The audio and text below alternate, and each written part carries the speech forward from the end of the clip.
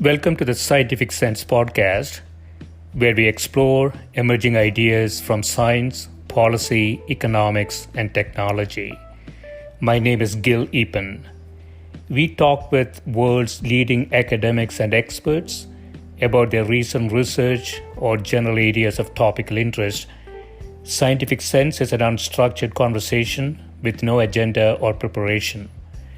We cover a wide variety of domains where new discoveries are made and new technologies are developed on a daily basis. We are most interested in how new ideas affect society and help educate the world how to pursue a rewarding and enjoyable life rooted in science, logic, and information. We seek knowledge without boundaries or constraints and provide unedited content of conversations with researchers and leaders who love what they do.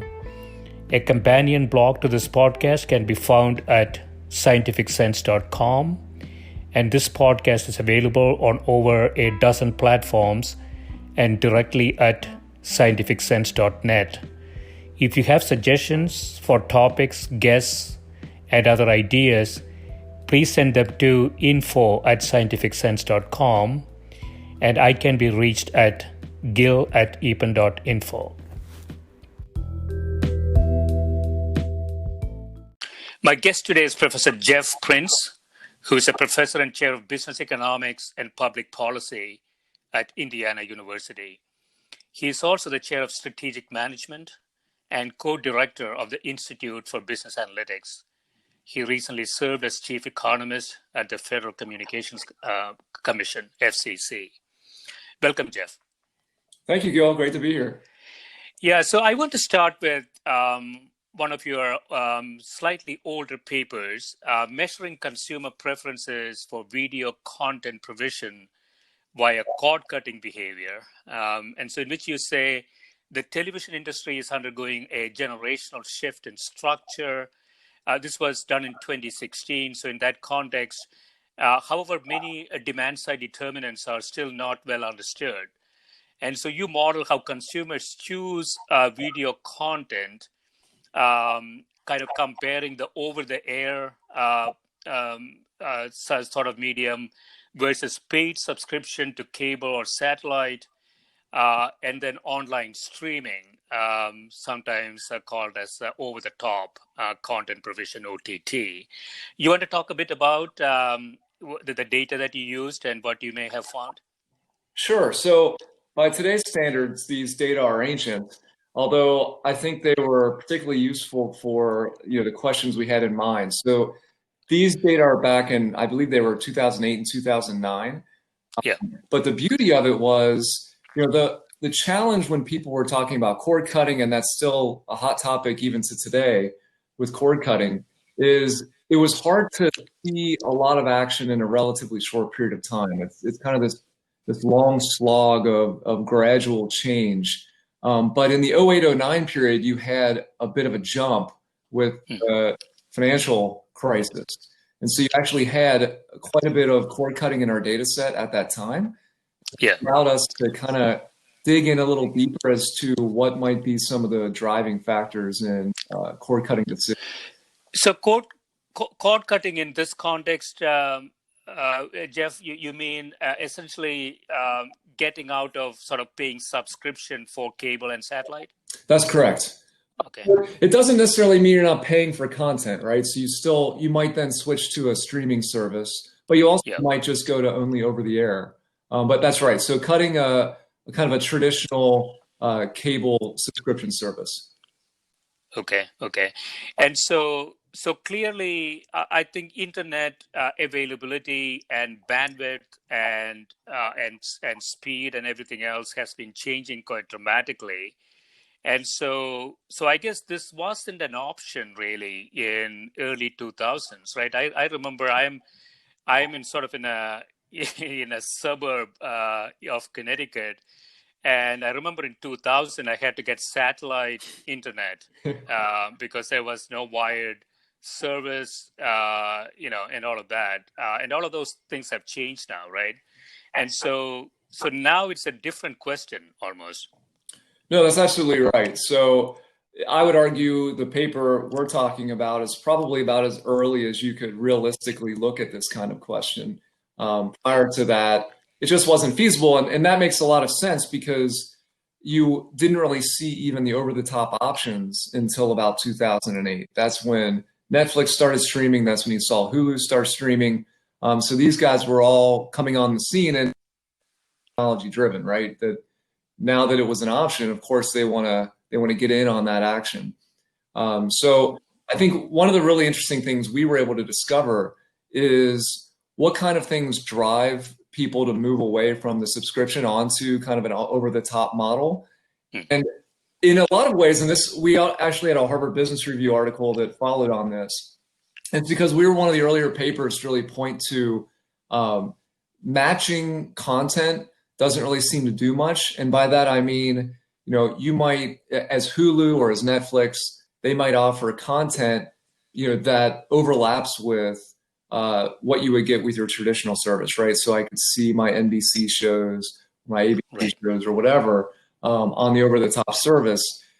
That wasn't really what moved the needle, and we can really demonstrate that with our data. So we could see what shows people were watching before the recession hit, and notice whether that was a driving factor in their decision to switch to over the top, because we could see, was that content available on over the top or not? And we didn't see any differences in switching behavior depending on whether you were previously a watcher of over the top content or not. And we use that as kind of an idea that pushes us towards maybe it's more original content. And we've seen a lot of battles on original content ever since.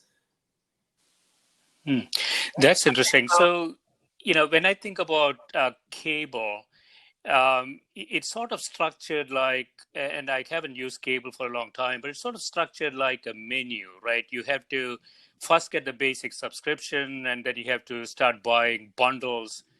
Whereas Netflix or Hulu or something like that, it's sort of all you can eat type mechanism.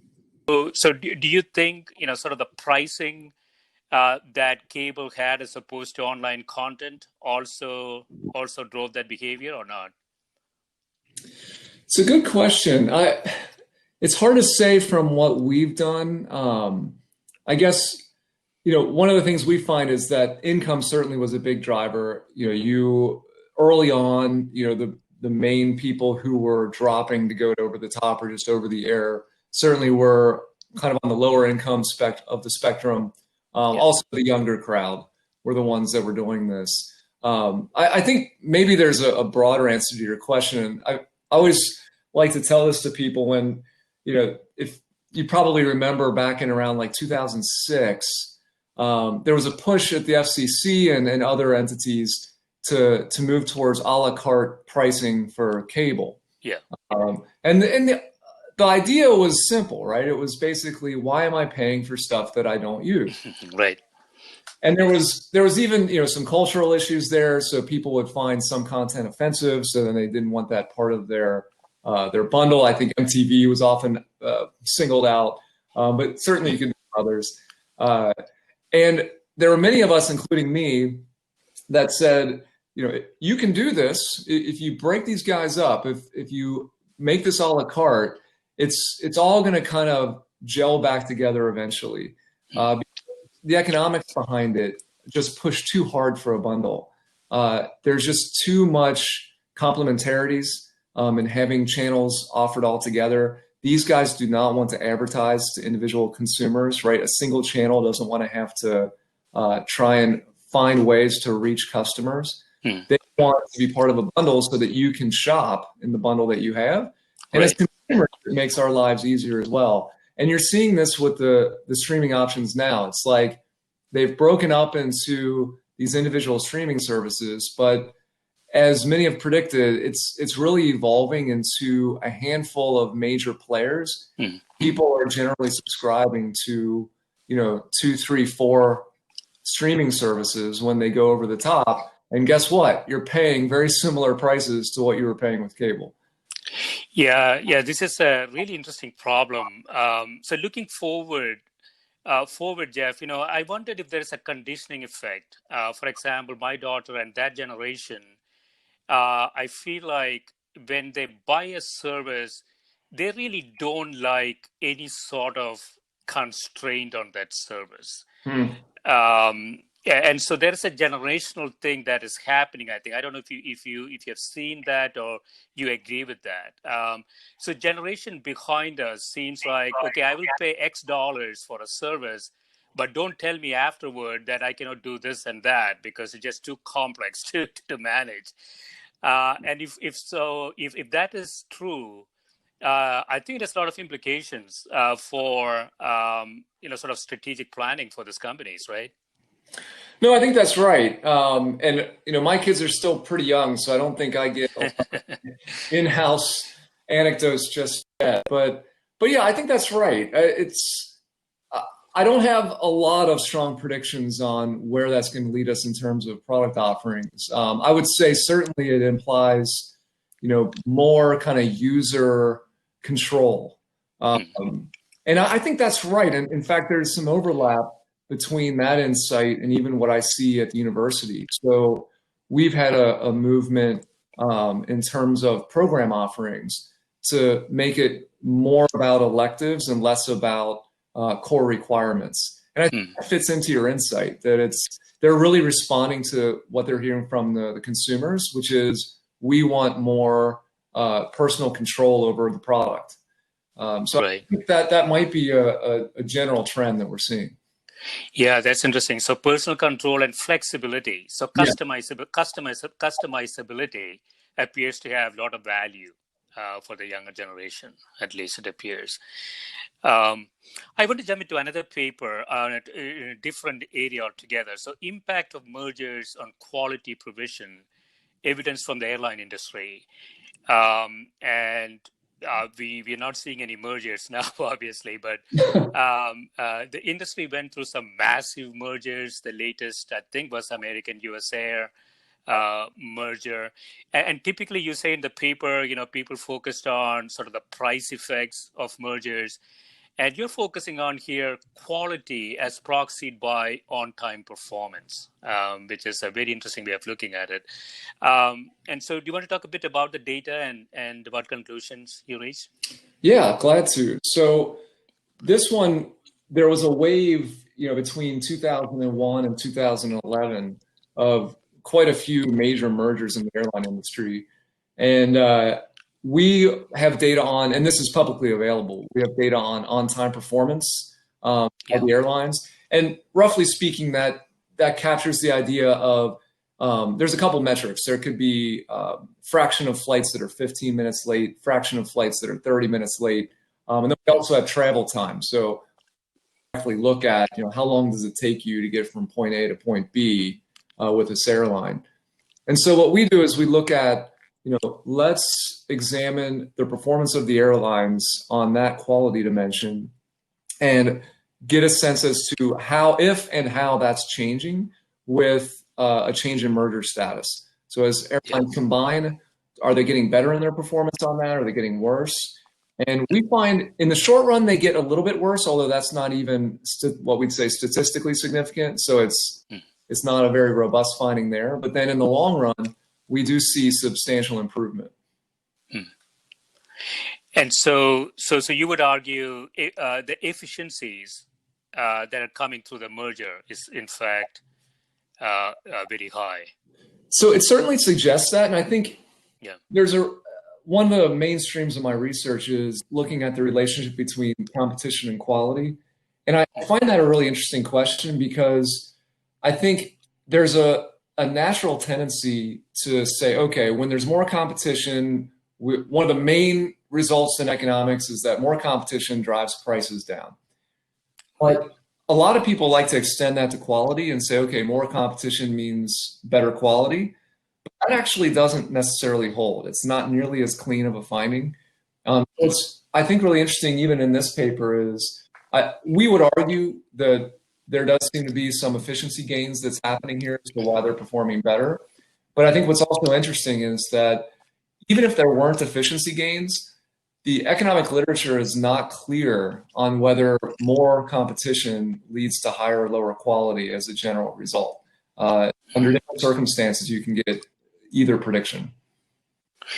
Yeah, so I was wondering, Jeff, just speculating here. So when you have more competition, Mm-hmm. I wondered if it also drives toward sort of differentiation based on cost. So let's say, I'm in a market and I'm competing with five others, and I say, well, I want to create a product that is a lower cost product, and by definition, a lower cost product is going to be lower quality product too. So I wondered, is competition driving sort of differentiation between competitors so that they can sort of carve out their niches and survive in it? No, that's really good.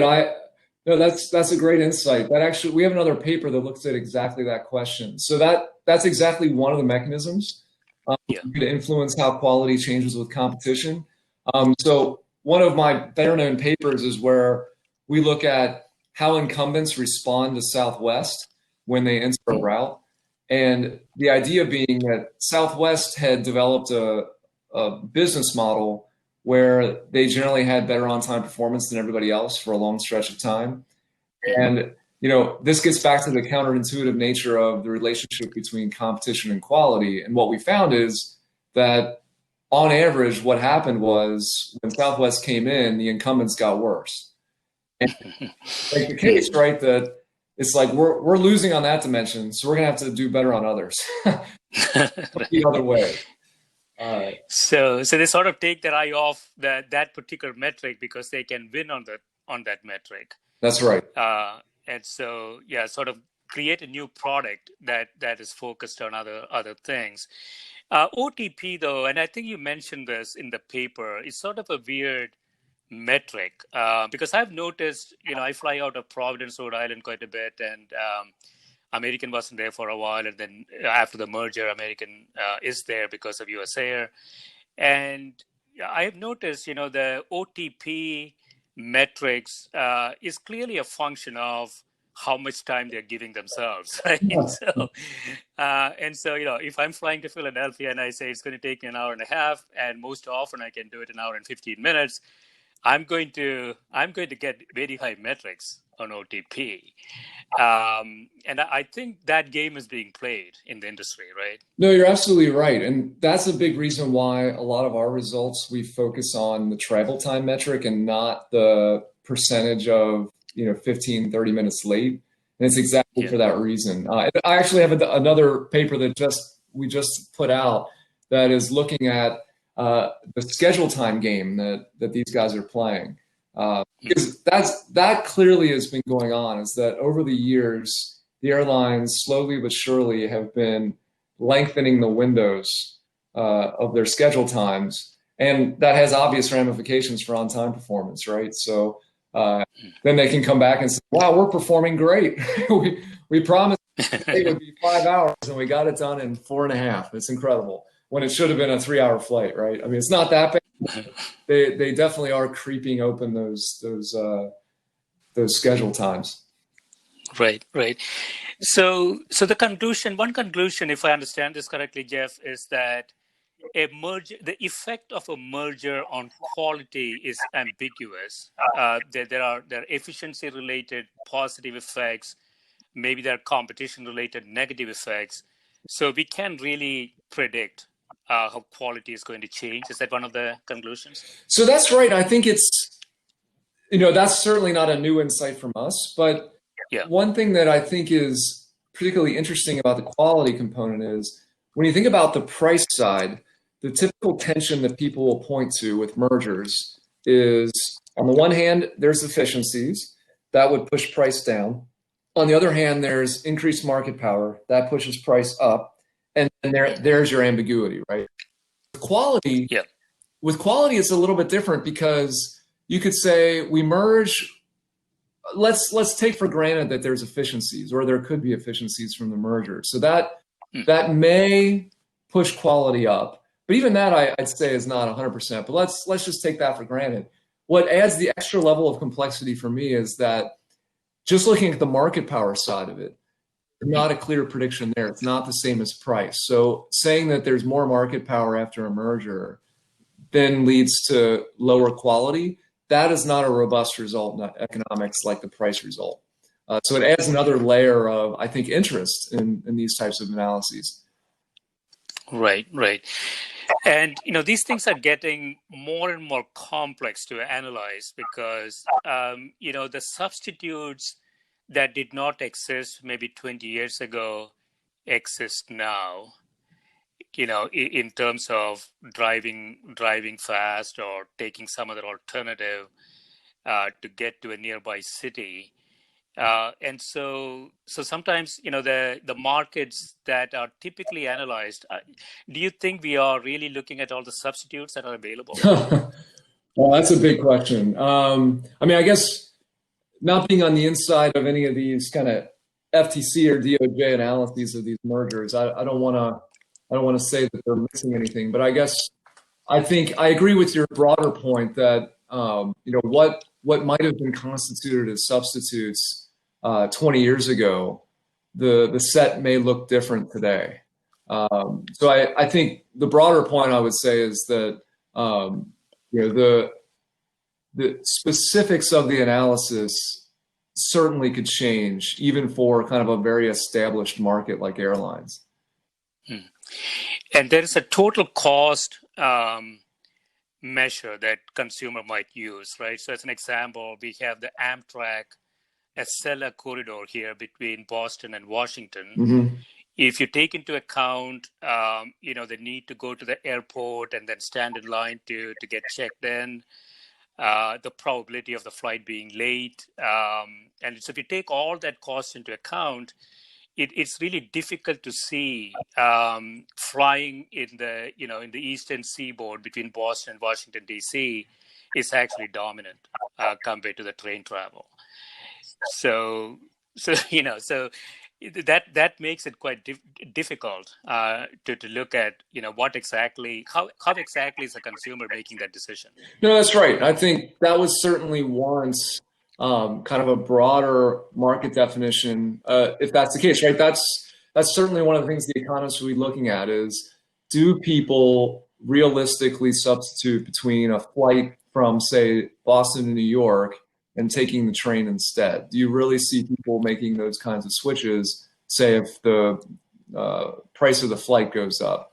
And I mean, anecdotally, I think that's certainly true. Is it true to an extent that the model should strongly incorporate that? That's an empirical question for sure. But I think that's absolutely something that these guys would have to look at. Yeah, and one proxy is, the price of the train ticket appears to be close to the airline ticket, which at least tells me that they are actually directly competing as an alternative. The time difference, other issue with airlines, obviously, is you're going to an airport. So if your business is in the city, the train actually gets you right into the city in this case. And so all the costs around that bundle that you're buying are quite different in different modalities of travel.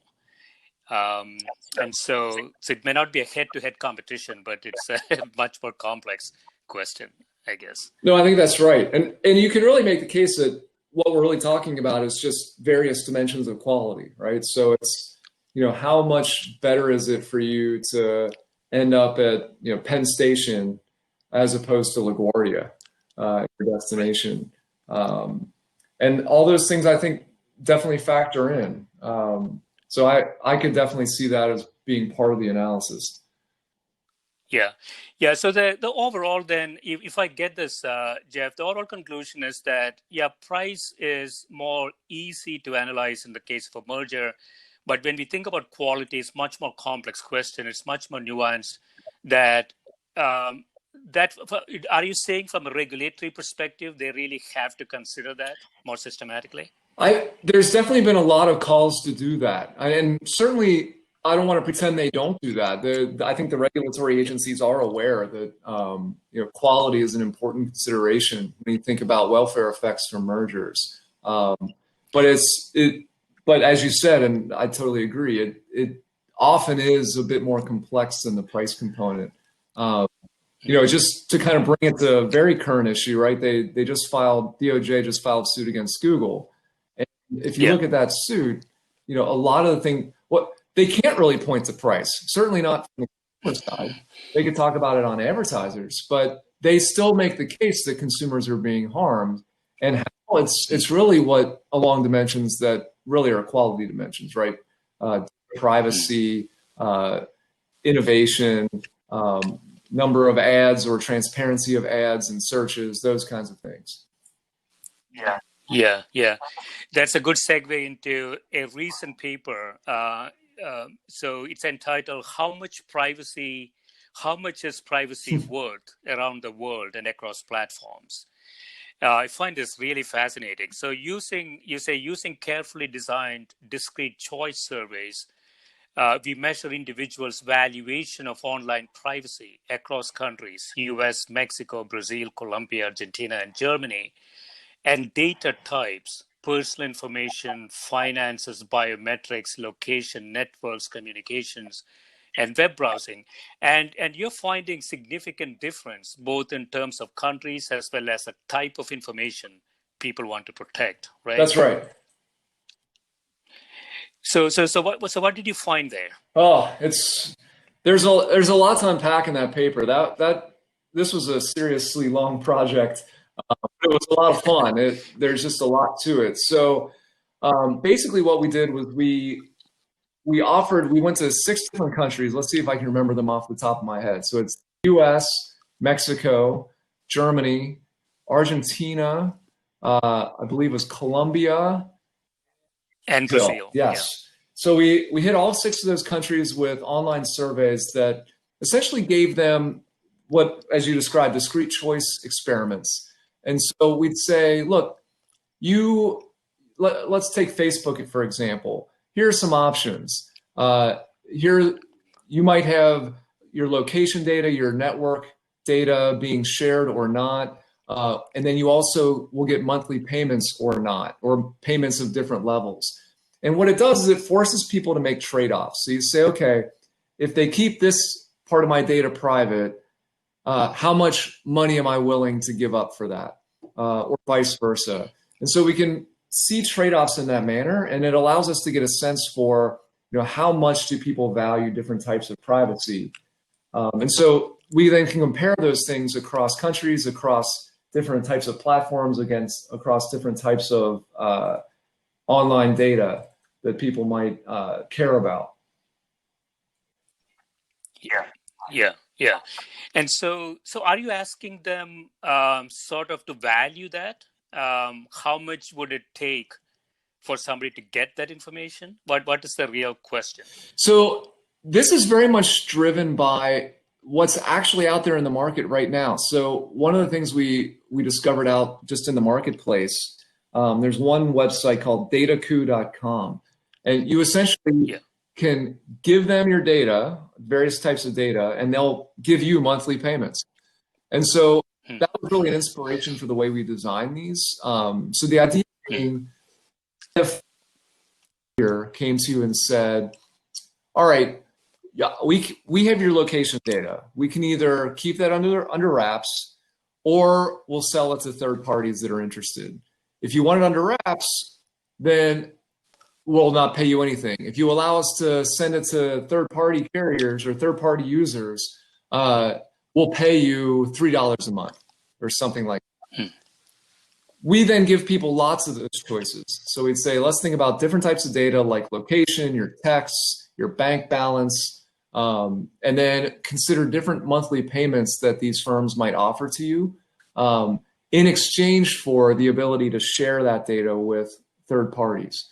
And then let people make those trade-offs. And from those trade-offs, we can then infer what their implied valuation is for those types of data. Okay. So I wondered, I was just thinking about this, Jeff. So I wondered if there is a bias. So people who are willing to give their data out for some money, presumably are different from people who want to protect the data. So from the buyer of this information, would they not, get sort of a biased information that may be less useful for them. In other words, suppose I don't buy anything online, let's say, and I say, well, it's okay to give my data out to third parties, but it doesn't really affect me at all. And so third parties get the data, but they can't really monetize it in any way. No, that's a really good point. So I guess in some ways we're averaging that out. So that certainly could be a factor in any individual's decision is, how many bits do I really think I'm spending into the internet, I think is what you're getting at. And if that's low, then maybe they say, well, then by all means, right? Go ahead.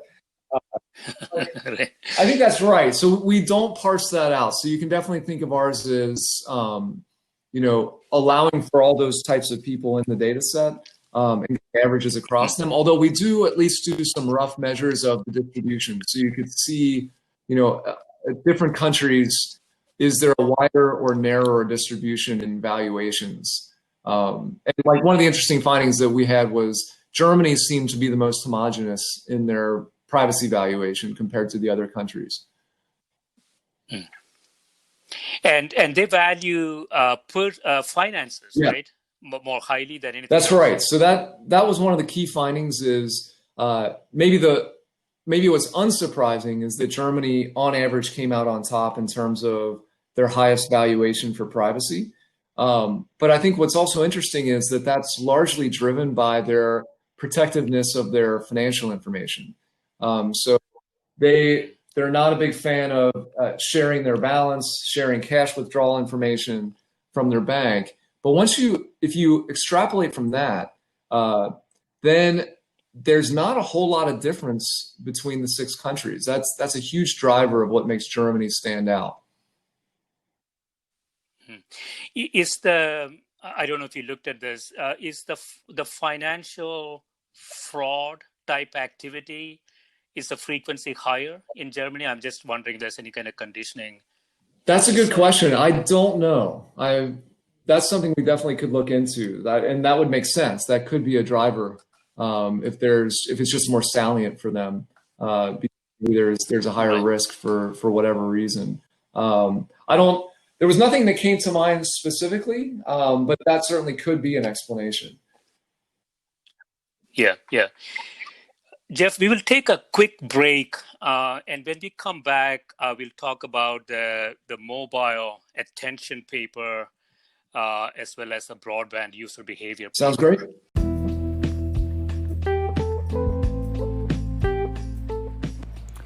This is a Scientific Sense podcast providing unscripted conversations with leading academics and researchers on a variety of topics.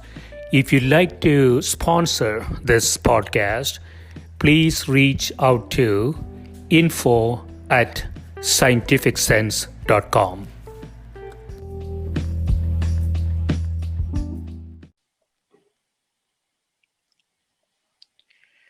We are back. So I want to jump into another paper. It's entitled "The Persistence of Broadband User Behavior, Implications for Universal Service and Competition Policy." So you say in several markets, firms compete not for consumer expenditure, but consumer attention.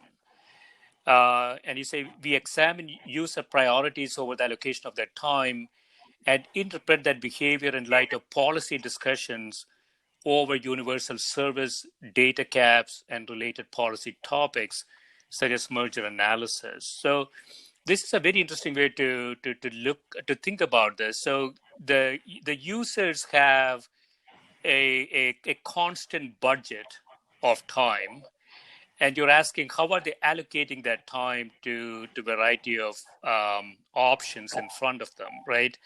And that information gives better insights than just looking at sort of how they are spending their money.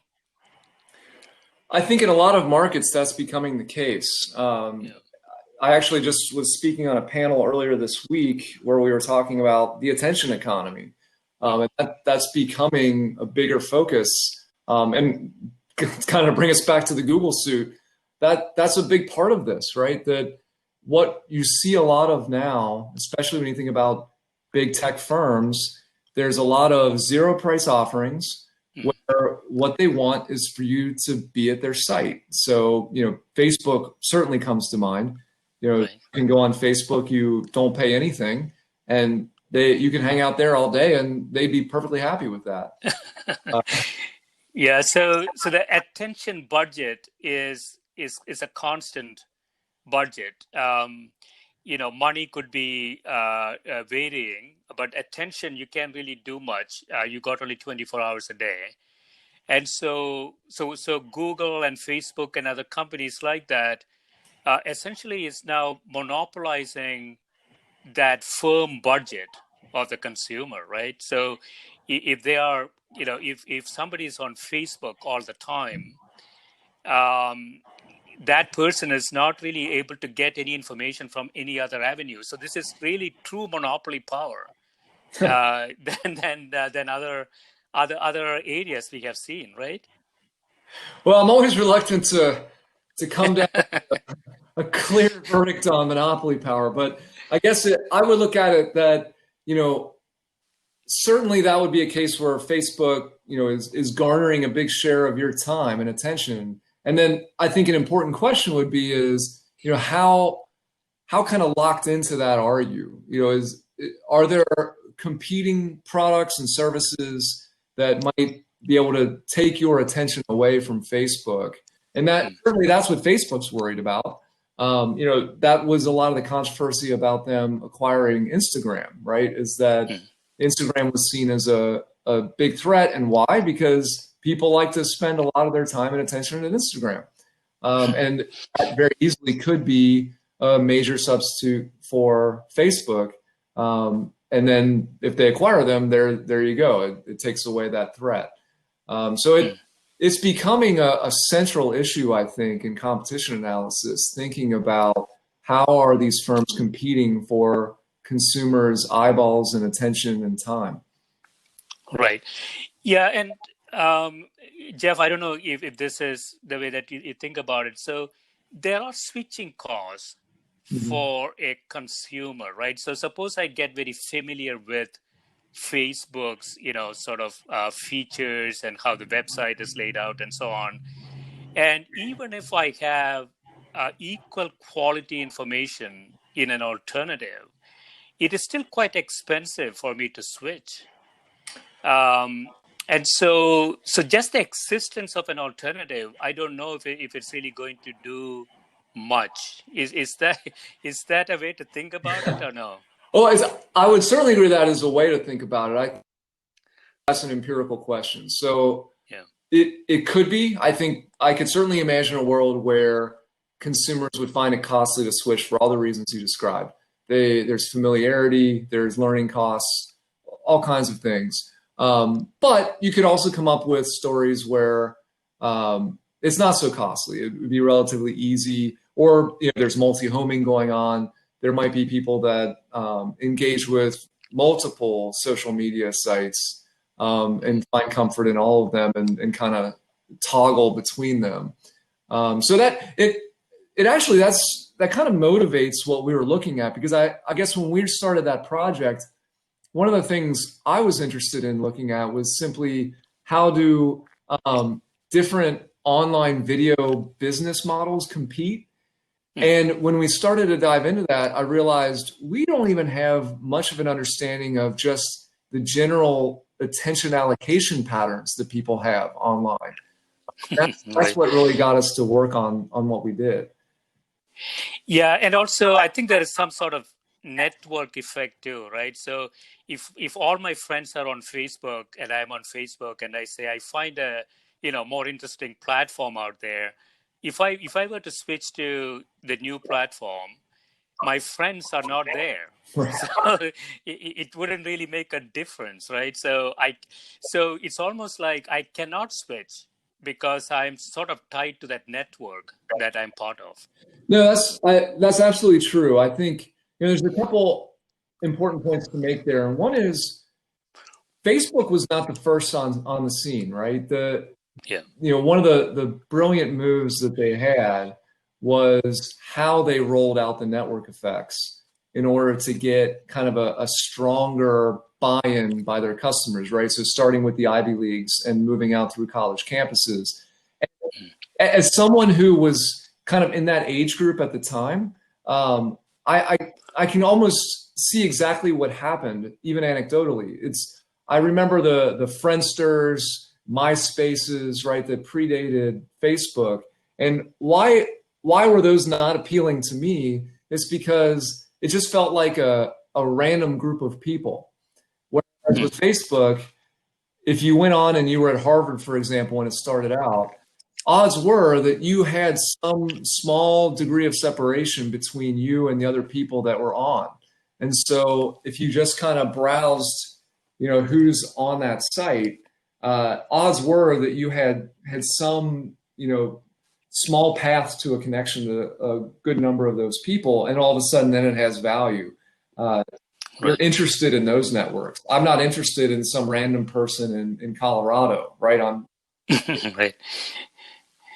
Yeah. So they're buying not just you, but they're buying all your friends all in one bundle. You have an observation here, Jeff. If I understand this correctly, it goes a little bit against this. So you say in our analysis, we assess how households supply their attention along various dimensions, such as a concentration of attention across the universe of sites and the amount of attention expenditure per domain visit. Mm-hmm. And you say, remarkably, we find no change in how households allocated their attention, despite drastically changing where they allocated it. So if I understand this correctly, they can move from platform to platform, but whatever they pick, they seem to have a profile that goes back to what they're really interested in. Is that the way to understand it or no? I think that's roughly right. So just to kind of lay this out, because I think this is really the main contribution of the paper. One of the things that interested us was, we're in the world of big data now. We have all these ways of cutting the data. Let's try and think of meaningful cuts of the data. What are some ways that we might in this case, characterize attention allocation that might capture some, interesting underlying behavioral patterns. And so the basic premise of this paper was to say, okay, a couple very fundamental dimensions along which we might capture how attention is being allocated is what we call breadth and depth. So breadth would be, how do you spread it across, let's say, different websites? Is it concentrated just on Facebook, or do you go to Facebook a little bit, New York Times, CNN, ESPN, right? Spread out across a bunch of sites. And then depth is when I go somewhere, do I hang out there for a long time, or is it a relatively short visit? And so just constructing those two measures, we were able to then draw out the general distribution of breadth and depth across individuals in 2008 and 2013. And I think this really cool result of the paper is if you just plot that distribution, as you might have seen in the paper, we have these two heat maps, we call them. Yeah. And whenever I present this, I always enjoy this because I'll put up the one from 2008, and then I'll ask people, what do you think happened between 2008 and 2013? And I'll remind them of all the things that changed, right? Smartphones came on. This is all on the home PC. So smartphones came out, streaming starts, right? There's all kinds of major changes. So everybody gives me different answers on how it's going to change. And then I put up the 2013 graph, and I'll have people tell me, oops, you put the 2008 graph. And I'll say, nope, that's the 2013, completely different set of people, a new random sample or somewhat random sample. There are some corrections to be made, but it was amazingly stable in the overall distribution. Yeah. So creatures of habit. Yes. So this is so interesting. So on the x-axis of the heat map, you have sort of duration, and on the y-axis, you have fraction of time in the session. And so let me understand this a little bit, Jeff. So are we saying that the breadth and depth, let's say we have the 2008 data, and we can do some machine learning on it, and we can come up with an algorithm. And we can actually use that algorithm in terms of predicting breadth and depth for a new customer in 2013, and we'll get it reasonably right in spite of all the technology developments that went on. That's a good question. So remember that those maps are in the aggregate. So we're saying that the distribution is stable one period to the next, but any given individual, there might be some predictive factors, and there certainly are. But it would give you a sense as to what the unconditional predictive capability would be, because then you could say, okay, here's how people are distributed along the breadth measure. Here's how people are distributed along the depth measure. And then actually later in the paper, we do try to identify some demographic characteristics that are predictive of people being, deeper divers or, more dispersed viewers, those kinds of things. But they're not actually all that predictive. It's actually quite stunning that don't tell me a lot. It actually wouldn't give me very good machine learning predictions. Kinds of at the individual level. So the features of the individual, like demographics, education, and so on, don't allow you to predict where they're going to end up. But the aggregate, there's sort of an aggregate stability, yes, exactly right. Of the population. Now, we don't know if there's migration. It's quite possible, right, that the individuals sort of stay where they are too. You mean in terms of they kind of just do the same old, same old? Yeah, same old, same old. So that's possible, but one of the things that we also look at is how the specifics of what people do did change. So you see a major change in what the proportion of time was at different sites. So what's clearly happening is people are changing what websites they go to, but general breadth and depth patterns remain relatively stable. Okay. So it's sort of, and it's interesting that you don't find any predictability from demographics and so on.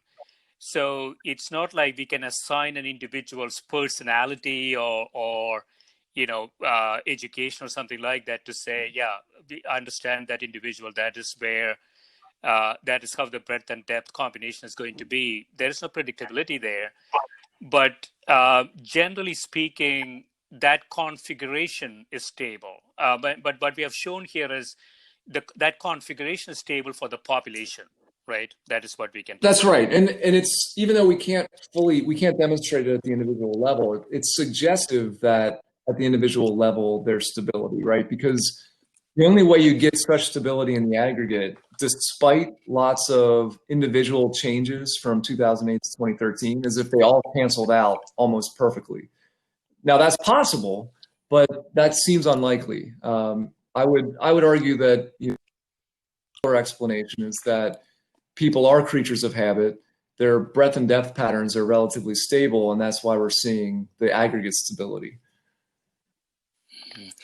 Yeah, so going back to the Google lawsuit, so here's a company that has a tremendous amount of data, right? And so, supposing there is a competition, they have to determine this sort of trial and error. Google sort of already knows not only the population's expectations, and they can design things that just fits into that red part of that heat map. And that data is not really available for a possible competitor.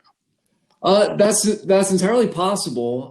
I guess, the one counter I would give to that is, some academic researchers were able to get their hands on some data that were able to pull that off too. So there is, Google hasn't quite cornered the market on data here, but I certainly would concede that they have, a significant data depository that they can, learn quite a bit from. Right. Yeah. But what I was hinting at is they have a lot more data than you used in the Yes. paper, Yeah. That's possibly, a right? fact. And and so if we are finding this conclusion robust, which is that the population's expectations, behavior, configuration is very stable over time, they are in a much better position to take advantage of it. If that were very noisy, one could argue a competitor will be at sort of an equal footing with an incumbent. But if that is really stable, I would argue the incumbent is in a much better position to design products. I have to think more on that. I mean, that's a loaded one. I don't know. I guess the reason I'm hesitating on that one is because I almost would argue the opposite in that if it was highly idiosyncratic, right? If there was a lot of variation over time, for example. I would almost say then that would put Google in a better spot because they'd be in a better position to be able to pick that up because they have such a large data set, whereas the competitors with smaller data might struggle to be able to identify, some of the more nuanced patterns that are going on. So I mean, it's a great question. This has been a hot topic in economics is, not to take us on a tangent, but I think this is related, is this idea of, does data per se create natural monopoly? And, there's a lot of people coming down on different sides of that argument, but I feel like that's at the heart of one of the things you're highlighting. And I think it's a worthy question. I think we're entering a world where there's so much data and you've got a handful of firms that really have a whole lot of data. Is that creating by itself monopoly power? And I think it's an interesting question. Yeah, and I don't know too much about this, Jeff, but if it is a natural monopoly, then the regulatory framework that you want to pursue is different, right? Because clearly consumers are gaining from the existence of Google. It is synonymous with search. In fact, you can demonstrably show that you get better results from Google than any other search engine that's out there. And so are we going toward Google being a natural monopoly, like a utility? Right. Yeah. In which case it's a different question. No, it's a great question. And the thing is, though, it's not, I think it's, at least right now, it's misplaced to only think of Google as the potential natural monopolist here. Right? Another company that gets these questions a lot is Amazon. So I've seen, one of their chief economist is Pat Byery. I've seen him speak on this before, and they're very well aware that there's concerns that Amazon has so much data. How are other retailers going to be able to compete with them? And it's an interesting question because the pushback that people will make is that when you get to the amount of data that Amazon has, it's almost like they have more questions than they could possibly answer. So it does create another set of problems that it's almost like, do diseconomies of scale start to kick in at some point? But it's definitely, that one's a very central question in economics these days. Yeah. There are a lot of opportunities. Again, in Amazon's case, I love the Amazon, my products getting delivered in 2 days. So consumers can actually see the benefits. That's right. Too. And so that's why it's a complex question. I want to finish up with another paper that I don't know if it is coming out, Jeff. It's entitled "Mobile Attention," where you look at sort of theoretical and empirical analysis of mobile internet usage in the presence of usage-based pricing in the form of data caps. So the cellular companies always had some sort of a data cap, even if they call those plans, unlimited. They sort of put limits on it, even without you knowing it, after you consume some amount of information, right? So you're looking at this: how are people affected by these types of plans and their pricing and their behavior. Yeah, that's right. It's this is kind of a natural extension of the paper we just discussed. So the prior paper was looking at home internet usage, so thinking about it on your primary PC at home. And then, a natural question is what kind of patterns do we see when we're talking about mobile in terms of how people allocate their attention? And I think one of the key results of this paper, I have a much older paper that is probably too old for us to discuss, but it has a primary result that has really kind of stood the test of time. And it was the fact that income predicts people adopting the internet. So think back to like late 90s, early 2000s, and you got a much larger discrepancy in who has the internet and who doesn't. What we found was income was a predictor of someone adopting. So if you had more income, you were much more likely to adopt the internet. But then conditional on adopting, lower income meant you used it more. So lower income people spent more time on the internet, but were less likely to adopt in the first place, which is counter to what you often see with kind of usage goods, because typically we think of the people that are going to use it the most are the ones most likely to buy it. But the internet defies that. And so we looked at a similar thing with mobile, and we actually found a U shape, a hill shape, upside down U. So the idea, as you get more income, your usage actually does increase, and then it tapers off and starts to decrease. And the argument is that this suggests that you have a similar pattern to the home PC. It's just that the data caps are bending the curve at the lower end. And so you made sort of the opportunity cost argument for the high end, right? So as your income increases, you use less of it because you just don't have the time to use it. And perhaps there's another argument on the lower end of that in terms of lower use. But you're saying both in mobile as well as on the PC, that sort of a inverse U type relationship exists? Well, so certainly on the high end. So if you think about dividing the graph down the middle, so imagine a vertical line at the median income level. If you go from that line to the right, things look very similar for mobile and home, in that more income leads to less usage. It's on the left side that things look different. So on the home PC, the pattern would continue. So lower income, the usage would continue to go up. On mobile, as the income gets lower, the usage actually starts to go down. And what we argue is that's suggestive that the data caps might start to bite for low income people. So they might be more likely to have to buy a capped plan because it's cheaper.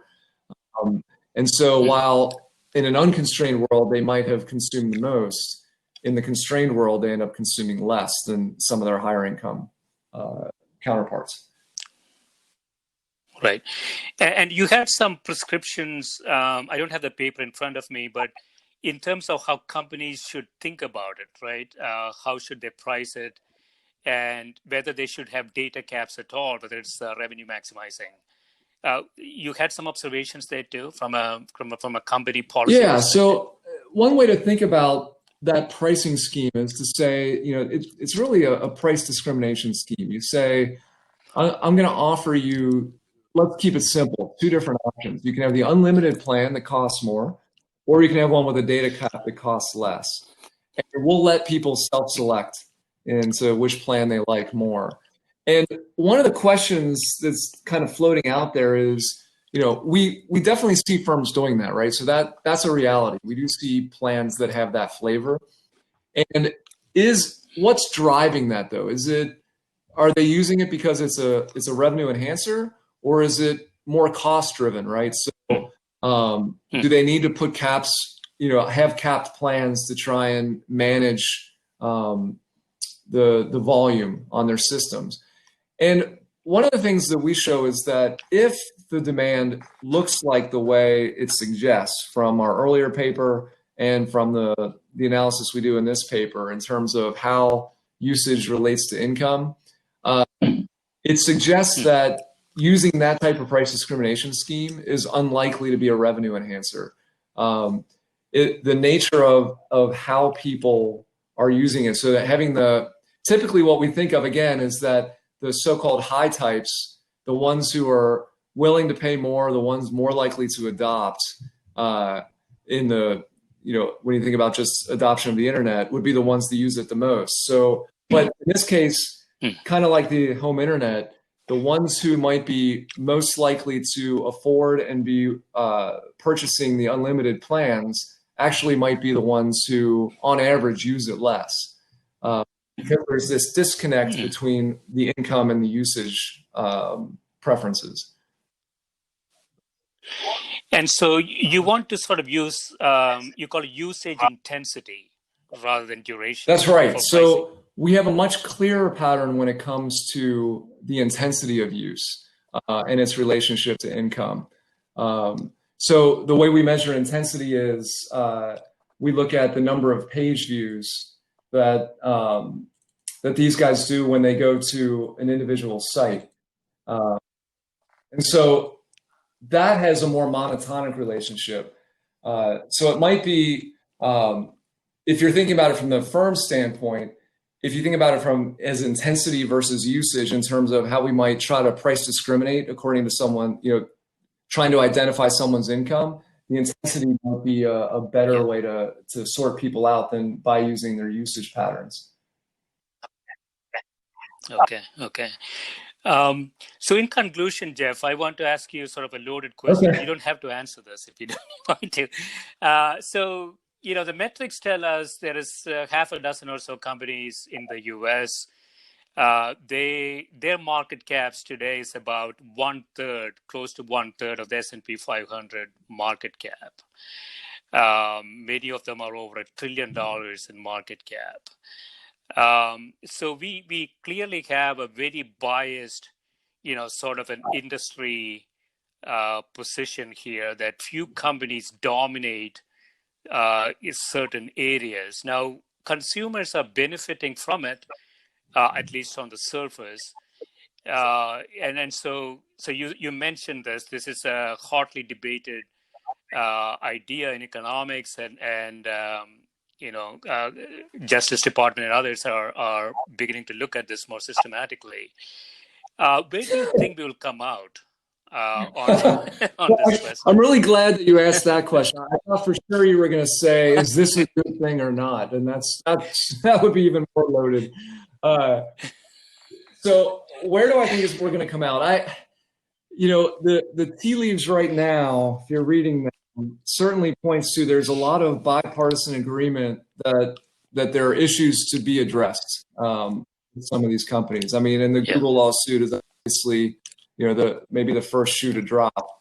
So I guess if I'm just making a prediction, I would say we're in for a run of some real scrutiny here.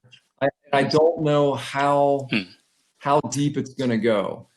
But I don't think a change of administration is necessarily going to make a difference, right? I don't see a lot of disagreement. In our polarized times, this is one of the areas where there doesn't seem to be a ton of disagreement between the two parties. Yeah, this is one item I believe President Trump and Senator Warren agree on, if you can believe it. Sorry, I lost that last part. I was saying this is one area that you have agreement from President Trump and Senator Elizabeth Warren. And that's a feat. That is something. So see why the CEOs of these companies are regularly visiting Washington. So they know they're under the hot lights right now. So I guess my prediction is we're definitely going to see a run of scrutiny here. But is it going to go so far as to break up one of these companies? That's a tough one to call. Microsoft certainly was on the chopping block in the late 90s, and that didn't ultimately happen. Yeah. And there are arguments that could be made in both directions. So I think at the very least, as an economist, as a researcher, I think there's value in some examination here, trying to learn more about these markets and what are threats to competition and innovation and what aren't. But how far they're going to go with this, I guess we're going to find out pretty soon. The wheels are in motion, that's for sure. Is there any support, Jeff, of this idea of natural monopoly and some sort of rate setting type policy, or is that too much? You mean thinking of these guys as natural monopolies? Natural monopolies and have rate some kind of return constraint on them rather than I haven't heard that specific proposal, but I've definitely heard conversation about natural monopoly. I've heard people talk about having a digital regulator. As with anything else, I mean, as an economist, key word for us is trade-offs, right? So yes, there might be some real competitive concerns here, but then we're not comparing that to a perfect world. We're comparing that to a world where we're then going to have regulators telling people how to do things.